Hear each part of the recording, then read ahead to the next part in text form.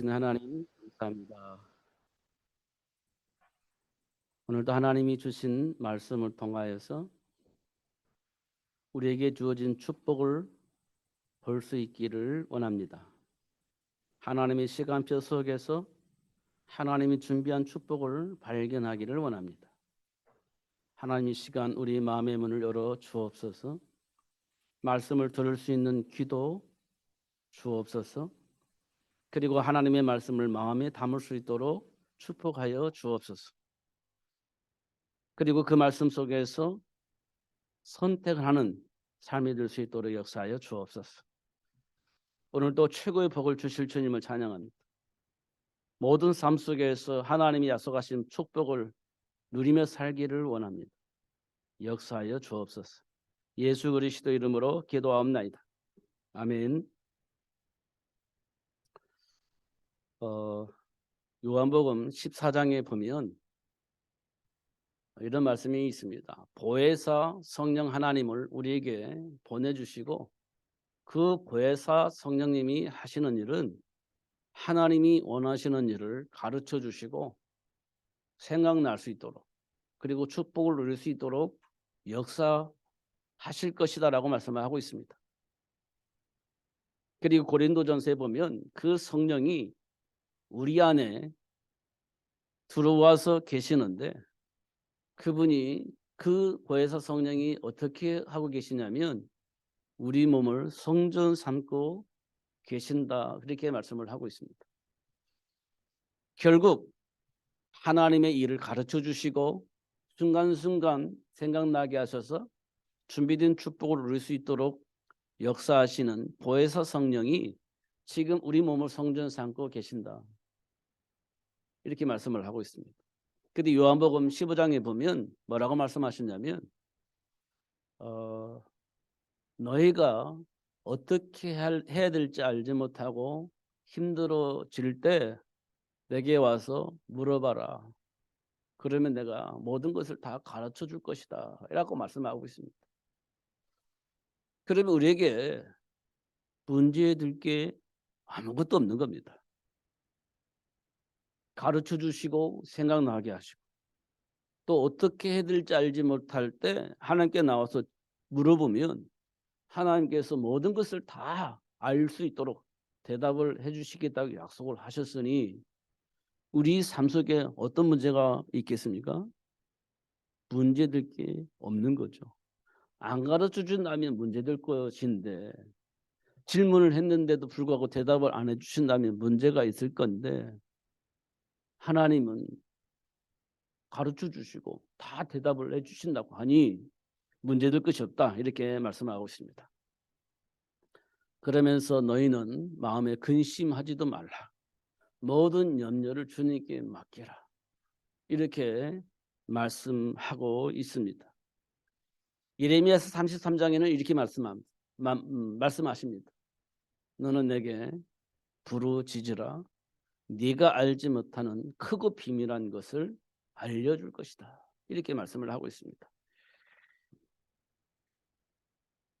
하나님은 선악을 알게 한 나무를 먹은 아담과 하와에게 찾아오셔서 여자의 후손을 약속을 하십니다. 그 이유가 뭘까? 여기에 대한 답을 얻는 축복의 시간이 되시기를 예수님의 이름으로 축복합니다. 하나님을 떠난 상태 우리에게 수없이 드러납니다. 마귀에게 종로를 탈 수밖에 없는 배경 수없이 드러납니다. 아담과 하와가 사단의 속임수에 선악을 알게 한 나무를 먹었던 일들이 우리 삶 속에서 수없이 발견합니다. 수없이 그런 선택을 하고 있음을 확인할 수 있습니다.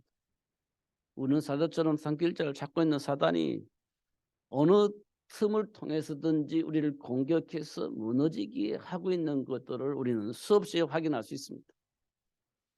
바리새인들처럼 우리는 그렇게 안 살고 하나님이 기뻐하시는 삶을 살아보려고 노력을 하고 있습니다. 그런데 사실은 안 됩니다. 몰라서 안 되는 게 아니고요. 싸움의 대상을 몰라서 안 되는 겁니다. 몰라서 안 되는 게 아니고요. 내게 주어진 축복이 무엇인지 몰라서, 내게 주어진 권세가 무엇인지 몰라서, 내게 주어진 신분이 무엇인지 몰라서 안 되는 겁니다. 몰라서 안 되는 게 아닙니다. 내게 주어진 축복이 무엇인지 모르니 누릴 수가 없는 겁니다. 막 발버둥 쳐도 안 되는 겁니다. 최선을 다하는데도 안 되는 겁니다. 좀 하나님께로부터 약속신 복을 받아보려고 막 최선을 다해서 헌신하는데도 안 되는 겁니다. 이렇게 되면 우리는요, 갈등하게 되는 거죠. 나름대로 말씀 붙잡고 최선을 다하고 하나님께로부터 약속된 복을 받기 위해서 헌신을 다하는데도 결과는 없어요. 그럼 곤란해지지 않겠어요? 예수 믿을 필요도 없네. 아니 오히려 세상에 나가면 위로도 되고 이렇게 힘을 받는 삶을 살 수 있는데 교회 와보니 되지도 않고 힘만 들고 이렇게 되어지는 결과가 나올 겁니다. 중요한 것은 내가 누구인지를 모른다는 겁니다. 하나님께로부터 내가 어떤 복을 받았는지를 모르는 겁니다. 나를 위해서 삶 속에 어떤 축복이 준비되어 있는지를 몰라요. 문자적으로 모르는 거예요. 실제로 모르는 겁니다. 문자로 다 알지. 세계를 복음할 수 있는 복을 받았는데. 은배의 권세가 이길 수 없는 복을 내가 가지고 있는데. 그건 모르는 거 아니잖아요. 우리 수없이 들었기 때문에. 근데 그것이 내 안에 사실로 와 있어야 되는데 사실로 와 있지를 않습니다. 그 누릴 수가 없는 거죠. 발버둥 쳐도 안 되는 겁니다. 여자의 후손을 왜 약속을 하셨는지 그 이유를 모르니 다음 문제가 풀려지지 않습니다. 이유를 알면 하나씩 하나씩 삶의 문제가 해결되어지고 준비된 축복을 누릴 수 있을 것인데 이게 풀려지지 않는 겁니다. 그래서 우리는 창세기 3장 문제, 창세기 3장 문제 이렇게 수없이 얘기를 하면서 또 바리새인들처럼 살아보려고 노력을 하는 겁니다. 그리스도 되신 예수님께 맡기면 되는데 맡기지 않고 내 힘으로, 내 생각으로, 내 노력으로 삶의 문제를 해결하려고 하게 되어지는 겁니다. 그렇게 해야 될 것처럼 보여지는 겁니다. 그런데 안 되는 거예요. 하나님과 함께하는 축복을 알고 누릴 때 되어지는 축복입니다. 우리가 삶의 현장에서 만난 문제들은 우리들의 삶의 현장에 이미 존재하는 것들입니다. 안 만나고 싶어도 만나게 되어지는 문제들입니다. 그 문제들을 우리가 실제적으로 만나는 겁니다. 그러기 때문에 우리는 그 문제 때문에 갈등하는 겁니다. 고민하는 거예요. 그 속에서 우리는 분쟁도 하고 원망과 불평 속에서 살게 되어지는 그런 일들이 벌어지는 겁니다. 중요한 것은 우리가 만난 그 문제들은 우리들의 삶의 가치를 알게 한다는 겁니다. 하나님께서 그래서 나와 함께 하시는구나라는 삶의 가치를 알 수 있게 되어지는 건데 그걸 우리는 모르니까 그 문제 앞에 무기력하게 무너져 버리는 것을 볼 수가 있습니다.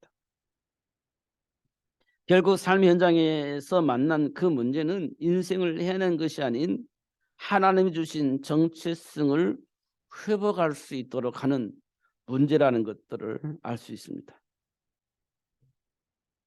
그러나 현장에서 만난 문제의 원인과 근원을 모르면 저주와 같은 재앙 속에서 살아야만 하는 통로가 되어져 버린다는 겁니다. 문제는 내게 주어진 축복을 확인할 수 있는 기회인데 그걸 모르니까 저주와 같은 재앙의 삶을 살게 되어지는 일이 벌어진다는 겁니다. 그러므로 삶의 현장에서 가장 중요한 것은 인간의 정체성을 알려주시고 약속된 축복을 누릴 수 있도록 역사하시는 그 하나님을 아는 것이 매우 중요합니다. 가장 중요한 겁니다. 하나님과의 관계를 회복하려면 하나님을 알아야죠. 하나님과 소통을 하려면 그 하나님이 어떤 계획 속에서 우리를 어떻게 이끌어 가시는지를 아는 것이 중요하죠. 이보다 더 중요한 것은 사실은 없습니다. 그래서 처음부터 하나님께서 우리에게 알려주십니다. 삶의 현장이 왜 이렇게 혼돈하는지, 왜 이렇게 많은 사람들이 공허하게 사는지 그 이유를 알려주셨는데, 그 이유가 사단이 지배하고 있기 때문이다 이렇게 말하고 있습니다. 그게 창세기 1장 딱 펼쳐보면 나와요. 이 세상에 수많은 사람들은 왜 이렇게 공허하게 사느냐, 왜 이렇게 방황하면서 사느냐, 왜 이렇게 수많은 사람들 혼돈 속에서 어찌할 바 알지 못하고 그렇게 고통 속에 살고 있느냐. 그 이유가 뭐냐, 사단이 지배하에 있기 때문에 그렇다. 이렇게 떨쳐보자마자 딱 나옵니다. 여러분이 이 느껴져야 되는 거예요. 이게 느껴져야 되는 겁니다. 그래서 하나님께서 그걸 보시고 하나님이 가장 기뻐하시고 좋아하는 모습으로 바꿔놓으셨습니다. 어떻게 해요? 말씀을 통해서. 하나님 말씀하시니 그대로 되니라. 하나님 보시기에 좋았더라. 이렇게 되어 있습니다. 하나님이 말씀하시니 그대로 되니라. 하나님 보시기에 좋았더라. 이렇게 되어 있습니다. 그리고 나서 하나님이 인간을 창조하셨어요. 이 좋은 모습 그대로를 유지할 수 있도록 하나님이 우리 인간을 창조하시고 정복하고 다스릴 수 있는 권세를 주셔서 사단이 더 이상 틈타지 못하도록, 혼란 속에 빠지지 못하도록 관리해라 이렇게 말씀을 하고 계시는 겁니다. 근데 그 인간을 사단이 공격하는 겁니다. 그 인간이 하나님이 준 축복을 모르니 사단에 속아서 하나님 준 축복을 다 빼앗겨버린 겁니다. 잃어버린 겁니다. 그러니까 이 세상 다시 혼란 속에 빠져버린 거예요. 혼돈 속에 빠져버린 거예요. 그래서 하나님께서 다시 회복할 수 있도록 여자의 후손을 약속을 하신 겁니다. 그 약속된 그분이 이제 오시는 겁니다. 그게 성탄절이에요. 그냥 먹고 즐기고 막 쾌락을 따라서 가는 그런 성탄절이 아닙니다. 이 혼란 속에 빠진 이 세상을 가장 아름다운 모습으로 바꾸기 위해서 예수님이 오신 겁니다. 그게 성탄절이에요. 그래서 기쁘다, 구주 오셨다 이렇게 얘기를 하는 겁니다. 말로만 기쁘다가 아니라 내 안의 감정 속에서, 내 영혼 속에서 그 그리스도를 맞이하는 겁니다. 할렐루야 하면서 기쁘다, 예수님이 오셨다, 만민들에게 전하는 그런 놀라운 축복의 날이 드는 겁니다. 그게 성탄절이에요.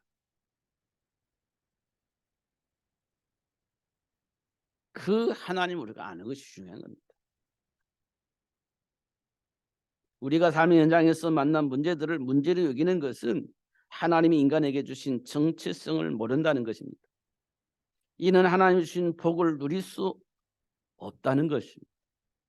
결국 몰라서 누리지 못하고 있는 겁니다. 내가 분명히 하나님 자녀인데, 하나님이 나와 함께 계시는데 몰라서 그 복을 누리지 못하고 있다는 겁니다. 그러므로 하나님은 몰라서 사단에게 종노릇하는 자들을 찾아오셔서 당신이 준비한 축복을 얻을 수 있도록 가르쳐 주시고 그 사실을 알 수 있도록, 그리고 누릴 수 있도록 역사하고 계시는 겁니다. 당신과 함께 준비된 축복을 삶 속에서 마음껏 누리며 살 수 있도록 역사하고 계시는 겁니다. 그 그리스도를 아는 것이 최고의 지식이고 삶의 가치를 알고 누릴 수 있게 되어진다고 말씀하고 있는 겁니다. 마태복음 1장에 보면 아브람과 다윗의 자손 예수 그리스도의 계보 이렇게 되어 있습니다. 옛날에는 뭐라고 되어 있냐, 아브람과 다윗의 자손 예수 그리스도의 족보 이렇게 표현되어 있습니다. 그 아브람은 어떤 분인가요? 복의 근원. 다윗은 어떤 분인가요? 하나님 보시기에 가장 아름답게 세상을 통치한 왕 이렇게 되어 있습니다. 하나님이 약속하신 복의 근원이 된 아브라함을 보면은 어떻게 되어졌느냐면요. 본토 친척 아비 집을 떠나 가나안 땅으로 왔어요. 본토 친척 아비 집을 떠났습니다. 그리고 아브라함은 어떻게 했냐면 하나님이 주신 말씀에 순종을 하여 독자 이삭을 번제물로 드립니다. 독자 이삭을 번제물로 드려요. 지금 우리는요, 독자 이삭을 번제물로 드렸다, 여기에 우리가 포인트를 맞추잖아요. 근데 그렇지 않아요. 어디에 포인트를 맞췄냐면 하나님의 약속에 포인트가 정해져 있습니다. 근데 우리는요, 독자 이삭을 드렸다, 여기에 포인트가 맞춰져 있어요. 그러면서 이제 헌신을 강조하는데 그렇지 않습니다. 하나님이 약속하신 그 약속에 포인트가 맞춰져 있습니다. 그 약속에 의해서 독자 이삭을 드려지는 것이지 독자 이삭을 드리는 게 포인트가 맞춰져 있는 게 아니에요. 이 부분을 꼭 기억을 해야 됩니다. 드리고 나서 어떻게 해요? 혼란 속에 빠지는 겁니다. 언약이 없으면. 약속이 안 잡아지면 드려놓고 혼란 속에 빠지는 거예요. 제가 이번에 어떤 목사님이 이런 말씀을 하세요. 어느 교회에 성도가 목사님한테 찾아오셨대요. 그래서 왜 찾아왔는가 상담을 하니까 뭐라고 저는요, 뉴스를 통해서만 접했는데 실제적으로 이렇게 접하니까 좀 당황스럽기도 했습니다만, 찾아오셔서 하신 말씀이 내가 지금까지 드려진 헌금을 돌려달라고 얘기를 하셨다는 거예요. 드려진 헌금을 돌려달라. 보니까 뭐 몇 천만 원 됐다가 얘기를 해요. 알았다, 돌려줄게. 근데 지금은 내가 돈이 없으니 이렇게 할부로 이렇게 갚아줄게. 그렇게 얘기를 했다는 겁니다. 그래서 어느 정도 이렇게 갚으니까 그분이 하는 말이 이제 됐습니다, 안 갚아도 됩니다라고 얘기했다는 거예요. 왜냐?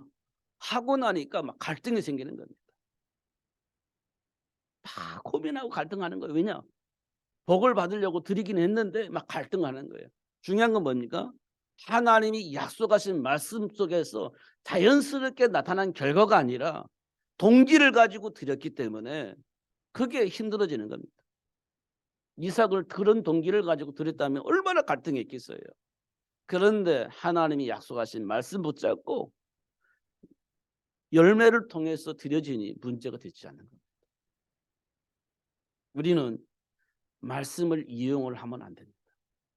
말씀 안에서 준비된 축복을 누릴 때 너무나도 자연스럽게 되어지는 축복이 오는 겁니다. 아브라함이 독자 이삭을 너무나도 자연스럽게 드려지는 겁니다.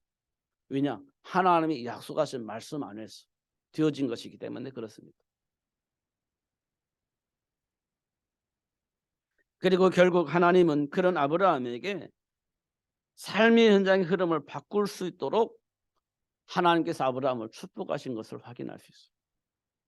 아브라함은 하나님께로부터 받은 복을 통해서 삶의 현장의 문화를 바꿔버립니다. 정치의 흐름도 바꿔버립니다. 경제의 흐름도 바꿔버립니다. 결국 하나님께서 약속하신 복의 근원의 축복을 누릴 수 있도록 축복하신 것을 확인할 수 있습니다. 모든 현장에서 하나님의 배경을 누린 행복한 다윗의 모습을 보면 우리가 생각한 만큼 행복한 삶의 환경은 되지 않았습니다. 고정 사자에게 양들을 빼앗기지 않은 목동 다윗을 보면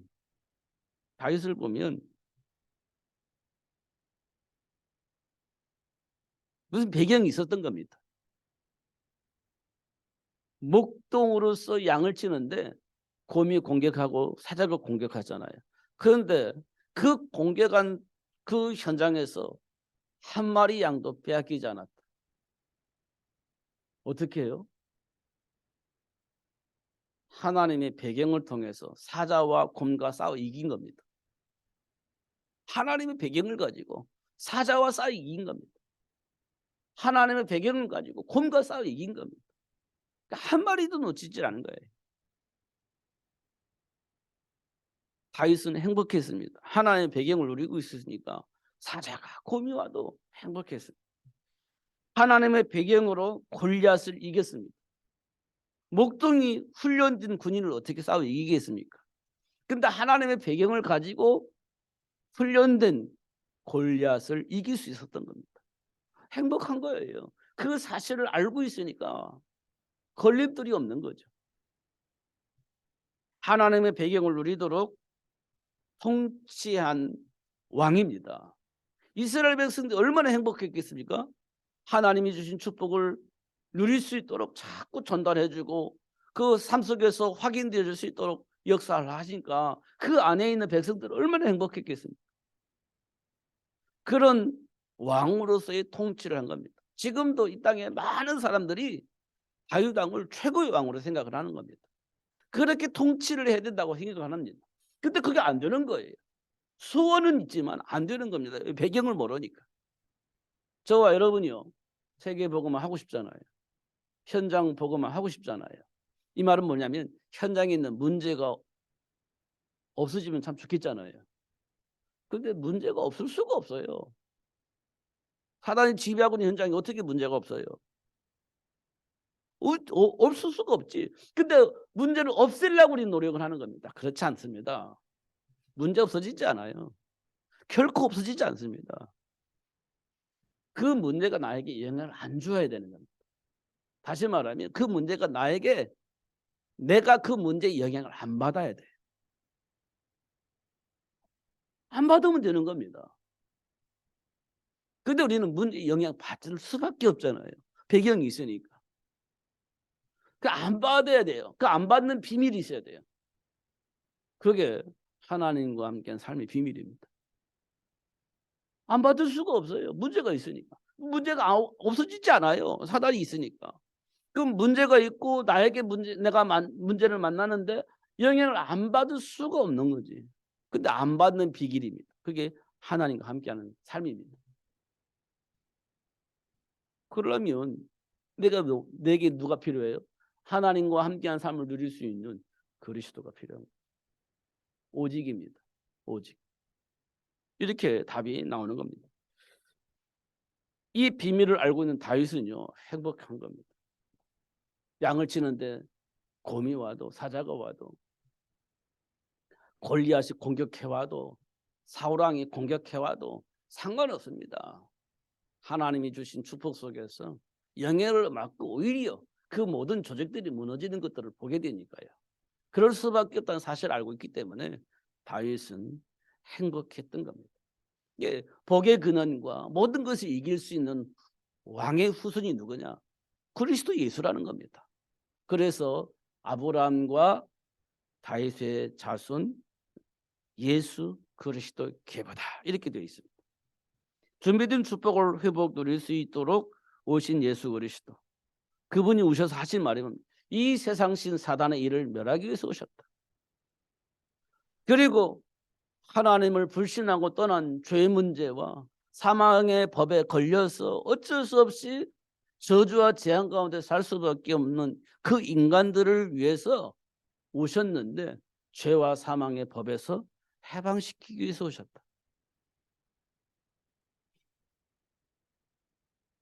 하나님을 떠나서 하나님과 함께 할 수 없는 절대적인 저주와 재앙 속에 살 수밖에 없는 우리에게 찾아오셔서 하나님 만날 수 있도록, 하나님과 함께한 축복을 누릴 수 있도록 길을 열어주셨다. 누가? 동정녀 마리아를 통해서 오신 예수가. 이렇게 말씀을 해주고 있는 겁니다. 근데 우리는 왜 안 될까요? 이 예수를 모르는 겁니다. 그러니까 안 되는 겁니다. 말씀 붙잡고 막 발부둥 치는데도 왜 안 되냐? 이 예수를 모르기 때문에 그런 겁니다. 오해하고 있기 때문에 그러는 거예요.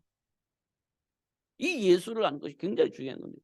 사도 바울이 이 예수를 몰랐기 때문에 최고의 학문을 가지고 최고의 배경을 가지고 있는데도 누리지 못했던 이유가 이 예수를 몰라서 그런 겁니다.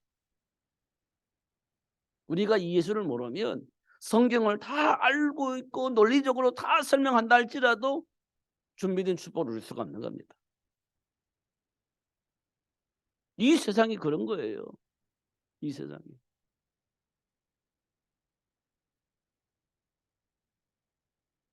인격이 모자랄 수도 있어요. 근데 그게 문제가 아닙니다. 근본적인 것은 뭐냐면 하나님과 함께하는 삶을 누릴 수가 없기 때문에 그런 거예요. 실력이 문제가 되어지는 것처럼 보이지만 사실 그렇지 않습니다. 그리스도 안에 모든 것이 감춰져 있기 때문에 그리스도 안에 들어오기만 하면 무엇이든지 발견해 누릴 수 있는 축복의 문이 열리는 겁니다. 그리스도 안에 있으면 되는 거예요. 뭐 걸림돌이 너무 많이 있지만 그리스도 안에 있으면 걸림돌이 없어져요. 그 안에 다 있으니까. 그 축복을 누릴 수 있도록 하시기 위해서 이 땅에 에, 여자의 후손을 보내주시겠다 약속을 하신 겁니다. 왜냐하면 이미 잃어버렸기 때문에 회복을 해야 되기 때문에 하나님께서 여자의 후손을 약속을 하신 겁니다. 사단에게 장악된 현장에서 약속된 축복을 누릴 수 있도록 하나님이 역사하고 계시죠. 그러니까 하나님께로부터 부름을 받았다는 말은 굉장히 중요한 말이에요. 우리가 예수가 그리스도라는 사실을 알았다는 말은 굉장히 중요한 말이에요. 왜냐하면 사단에게 장악된 현장에서 하나님이 약속한 축복을 누릴 수 있는 신부가 권세가 회복되어졌다는 거예요.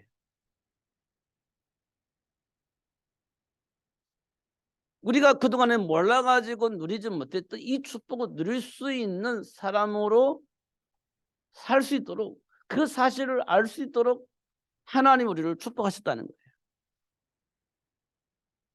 여러분 그동안에 어떻게 살았어요? 내 마음대로 살았죠. 사실은 내 마음대로 산 게 아닙니다. 사단이 시키는 대로 사는 거예요. 사단에게 종노릇하며 산 거예요. 겉으로 보면 내 마음대로 사는 것처럼 보이고 내가 원하는 대로 살았던 것처럼 보이지만 사실은 그렇지 않아요. 사단이 시키는 대로 사는 거예요. 그래서 운명과 팔자라고 얘기하지 않습니까? 왜냐? 한 만큼 했는데 안 돼. 인생이 안 풀려. 삶의 문제가 해결되지 않아. 왜 그랬을까요? 하나님이 준다는 축복을 모르니 그 복을 누릴 수가 없는 거지. 그래서 원망하는 거 아닙니까? 환경 탓하며 사람 탓하며. 그렇지 않습니까? 그런 우리를 위해서 예수님이 이 땅에 오신 거예요. 뭐 하게 하려고요? 준비된 그 축복을 누리게 하시려고. 그것 때문에 하나님 좋아요를 부르신 거예요. 그것 때문에 예수님이 이 땅에 오신 거고요. 증인으로 보면 형통하게 되는 삶의 복을 누렸던 요셉의 현장을 보면은요.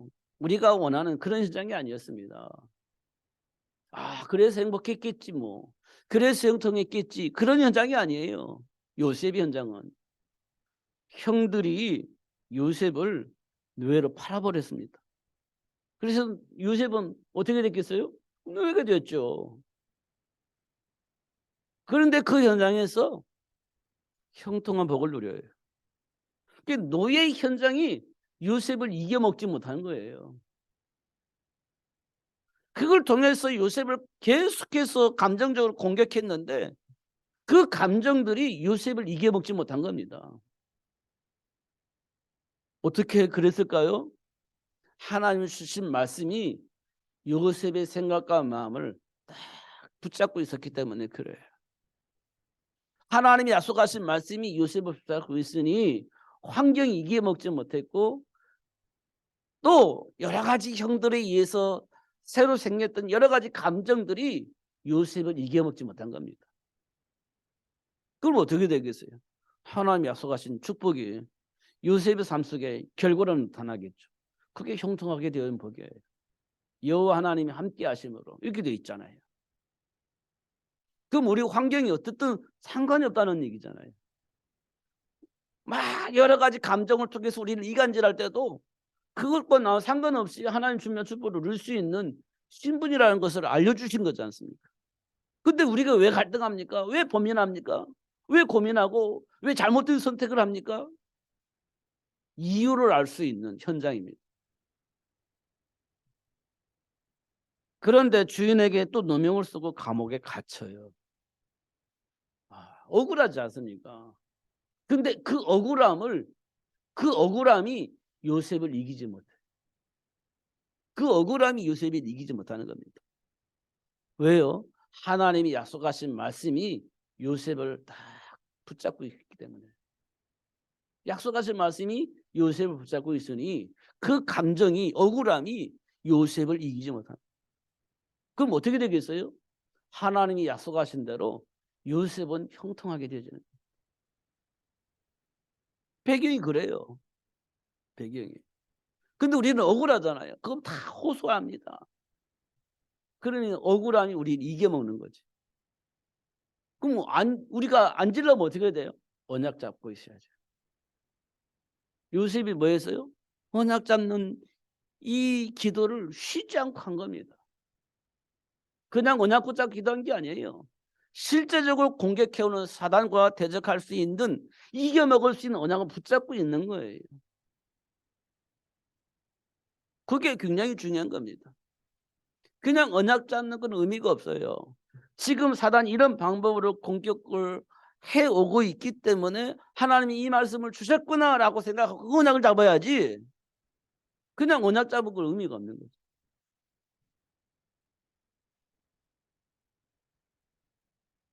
정말 중요한 것은 애굽의 총리가 되어 있을 때 자기를 노예로 팔아먹은 형제들을 만나는 거예요. 와, 모든 것이 막 집약되어 있는 그 현장이 되는 겁니다. 노예로 팔려가지고 노예 생활했지. 억울하게 누면 쓰고 감옥에 갔지. 자, 전부 다 누구 때문이에요? 형들 때문에 뒤어진 것처럼 보이지 않습니까? 근데 애굽의 총리가 딱 되어 있을 때 그 형들을 딱 만나는 거예요. 그때 어떻게 했겠어요? 요셉이.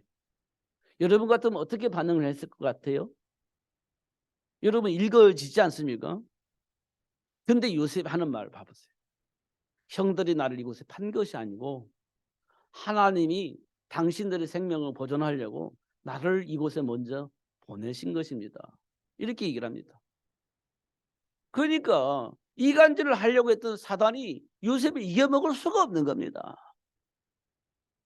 그 무엇으로도 이겨먹을 수가 없는 거예요. 왜요? 말씀 붙잡고 있으니까. 그렇게 되어지는 겁니다. 이게 준비된 축복을 보니 어떤 환경 누구를 통해서 무엇을 통해서 공격해도 넘어질 수가 없는 겁니다. 그게 생명의 말씀이에요. 능력의 말씀이 되는 겁니다. 하나님의 약속된 축복을 놓치지 않고 누렸던 다윗을 보면은요. 고정관념 속에 있는 부모가 있었습니다. 고정관념. 아니 사무엘 선지자가 다윗의 이스라엘 왕이 될 수 있는 사람에게 기름 부으려고 왔는데 다윗을 제외시킨 거예요. 너는 안 돼. 너는 안 돼. 이렇게 고정관념 속에 있는 겁니다. 다윗은 제외가 된 거죠. 이게 부모의 고정관념입니다. 그 속에 다윗은 버려져 있었던 겁니다.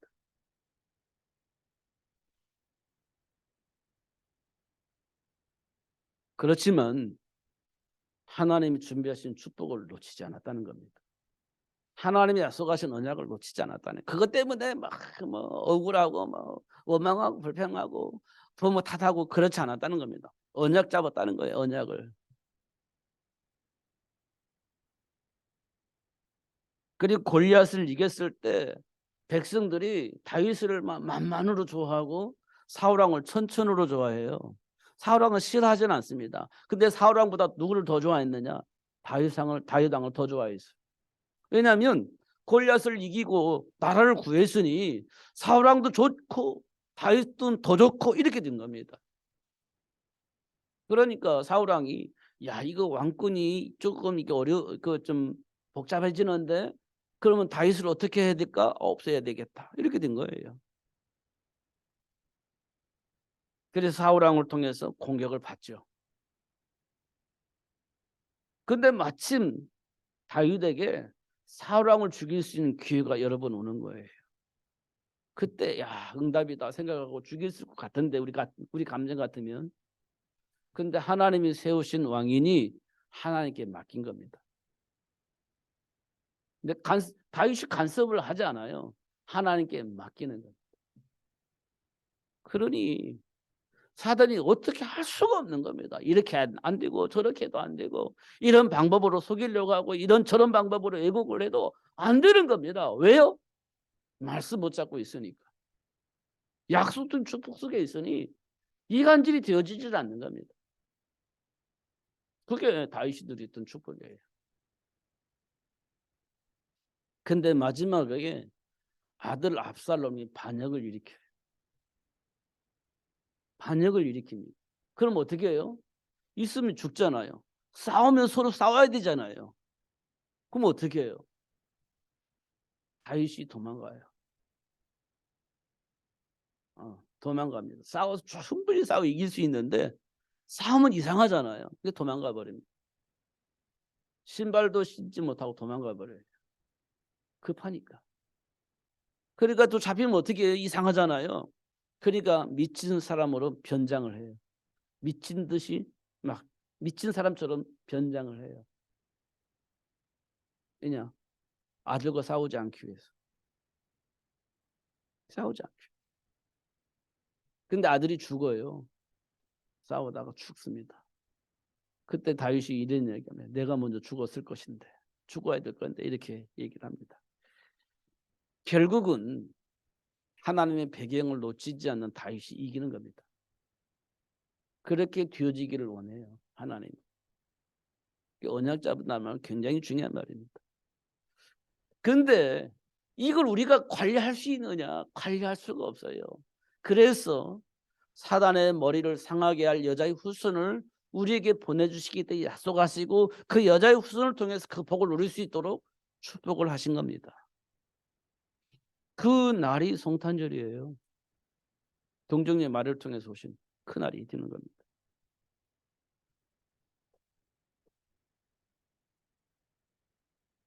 그가 자기 백성을 그들의 죄에서 구원할 자로 이 땅에 오셨다. 의인이 아닌 죄인을 위해서 예수님이 오셨다. 우리는 의인이 되기를 원하지만 예수님은 죄인을 위해서 오셨다. 이렇게 말씀을 하고 있습니다. 세계 복음화를 위해 준비하신 축복을 누릴 수 있도록 역사를 하시는데요. 제일 먼저 해야 할 일이 뭐겠습니까? 이 세상 임금으로 이 세상 신으로 자리 잡고 있는 사탄의 일을 멸하는 것 외에는 방법이 없잖아요. 그래서 예수님이 오신 이유는 그 사단의 일을 멸하기 위해서 오셨다. 이렇게 말하고 있습니다. 그 사단은 어떻게 역사를 하죠? 창세기 3장에 보니까 말씀을 왜곡합니다. 말씀을 왜곡해요. 그래서 이단들이 나오는 겁니다. 사이비 집단들이 나오는 겁니다. 왜곡하니까. 그게 맞는 걸 알고 착각을 하고 말하다 보니까 이단이 되고 사이비 집단이 되는 거예요. 그게 사단의 일입니다. 그 사단의 일을 멸하고 하나님이 약속하신 축복을 얻을 수 있도록 역사를 하시는 겁니다. 그리고 창세기 6장에 삶을 왜곡합니다. 성공하면 전부인 것처럼 착각을 하는 겁니다. 실패하면 큰일 나는 것처럼 착각을 하는 겁니다. 왜곡하는 겁니다. 삶 자체를. 삶의 문화를 왜곡하는 겁니다.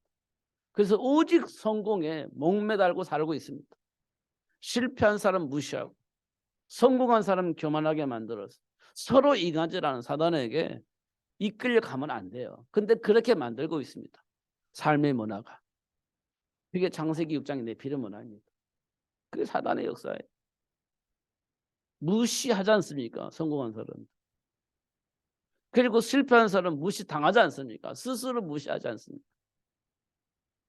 그게 사단의 역사예요. 그게 삶의 문화입니다. 그걸 보고 내피를 면하라고 합니다. 그 창세기 6장에 나와 있어요. 그게 마귀의 일입니다. 그 일을 멸하기 위해서 예수님이 오셨다.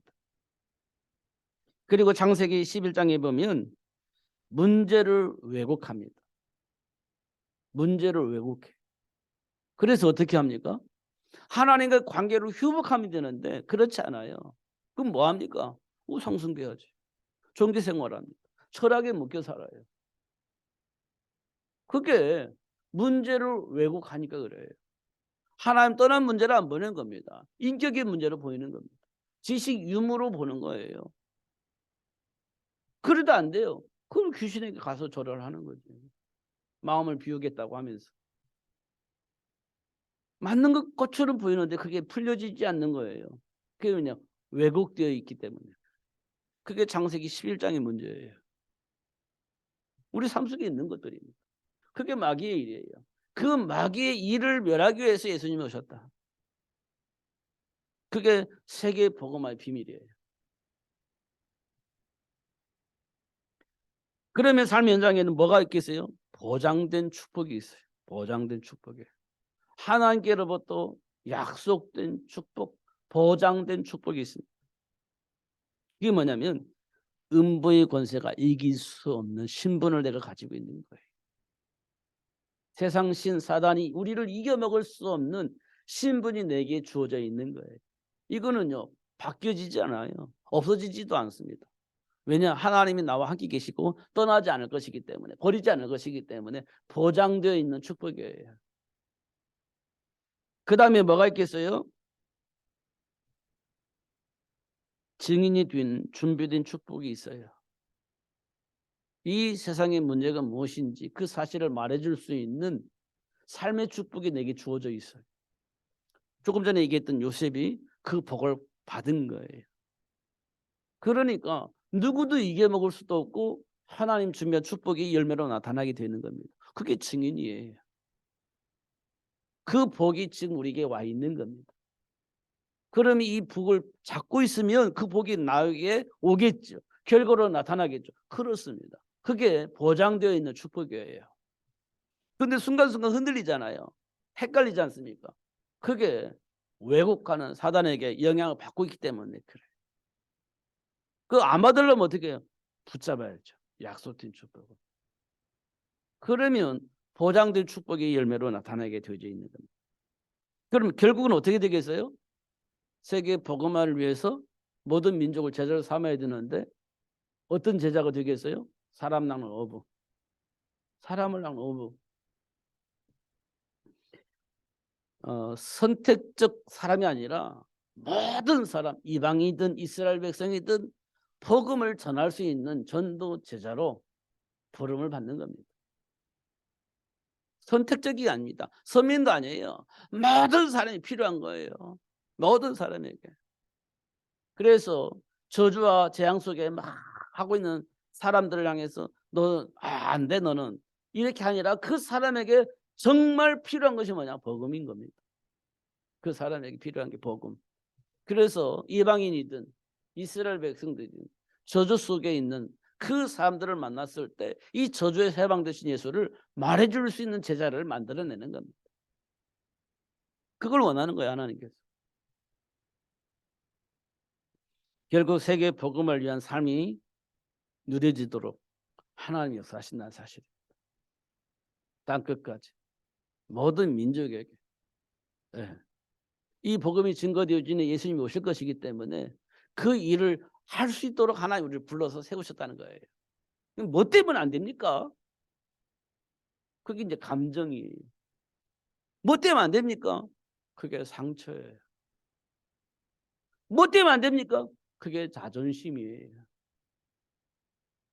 그것 때문에 이제 걸림돌이 돼서 앞으로 나가지 못하는 것들입니다. 잘 확인해 보면 확인될 겁니다. 이 문제 속에 누가 있어요? 사단이 있습니다. 그 사단의 일을 멸하기 위해서 예수님이 오신 거예요. 놓치지 마시기 바랍니다. 그리고 주신 축복을 누리시는 여러분 되시길 바랍니다. 결국 현장을 바꾸려고 하니까 시스템이 필요하죠. 그게 다락방입니다. 여러분, 소통한다고 중요한 게 아니에요. 현장 살리는 게 중요한 겁니다. 그럼 어떻게 돼요? 모여야죠. 모여야 되는 겁니다. 우리가 뭐 저 외국에 가는 건 못 모이지만 그렇기 때문에 할 수 없이 이제 이게 비대면으로 할 수 있어요. 근데 우리끼리 있는데 모이지 않고 편한 대로, 그건 안 되는 겁니다. 우리끼리는 모여서 어떤 지식이 복든 어떻든 말씀 안에서 포럼이 되어지고 이렇게 돼야지. 모이는 것이 중요한 겁니다. 초대교회도 두세 사람이 모였어요. 집에 있든지 교회에 있든지 교회 말씀을 포럼을 했어요. 모이는 겁니다. 모이는 거예요. 그게 시스템이에요. 현장을 살리는 시스템이에요. 우리가 뭐 말씀 가지고 서로 소통하는 건 중요하죠. 그런데 현장 살리기 위해 소통하는 거잖아요. 현장 살리려고 소통하는 거지 않습니까? 근데 현장을 내버려 두고 편한 대로 하면 되겠어요? 사실 안 그렇습니다.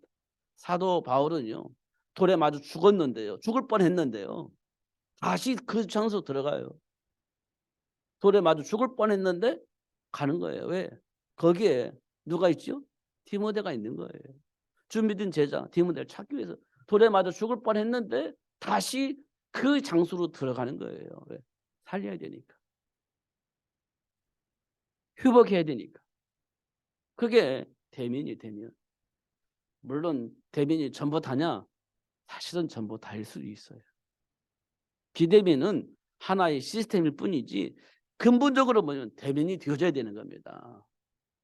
비대면은 안 되니까 하지만 결국 대면을 통해서 관계가 회복되어지고 시스템이 뿌리내려지는 거예요. 만나는 것이 중요한 겁니다. 그리고 소통하면서 기도하는 거지. 그 일을 위해서 여자의 후손이 왔어요. 걸림돌이 뭐가 있습니까? 걸림돌 없어요. 이제는 그리스도 안에서. 속지 마시고 누리시는 여러분 되시기를 예수님 이름 축복합니다. 기도하겠습니다. 살아계신 하나님 아버지 감사합니다. 오늘도 최고의 복을 주시고 알게 하시고 누릴 수 있도록 역사해 주심을 감사합니다. 여자의 후손을 왜 보내주셨는지 약속하셨는지 그 이유를 알 수 있도록, 그리고 복을 누릴 수 있도록 축복해 주심을 감사합니다. 결코 놓치지 않고 누릴 수 있도록 역사하여 주옵소서. 예수 그리스도 이름으로 기도하옵나이다. 아멘.